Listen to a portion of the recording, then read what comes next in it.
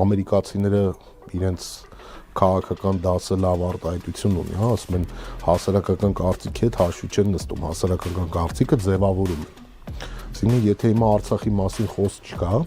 ընդդիմադիր են բոլոր դերակատարներից, որոնք մերժեցին փաստացի այս իմպիչմենտի գործընթացը,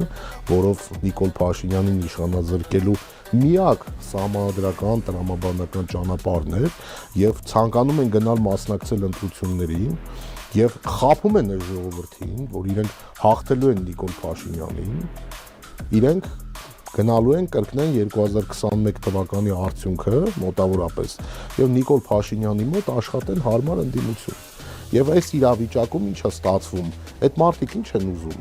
այսինքն գանք իշխանության, հա, իրենց պատկերացմամբ, դե ասենք ելելով այս գլխացավի տակ մտնելու զալա ունի, դե լավ է էլի, ինչ արեց է դավաճանն արել, մենք ինչ կապ ունենք, Արցախը գցեց ոտին, հանձնեց հայրենիքը, հարցը փակ է, դե հիմա ինչ եղել է, մենք չենք արել, ինքն է արել, դե հիմա Արցախը չկա, հիմա ինչ կա, իշխանություն ունենանք, փող աշխատենք, էս չի մոտեցումը։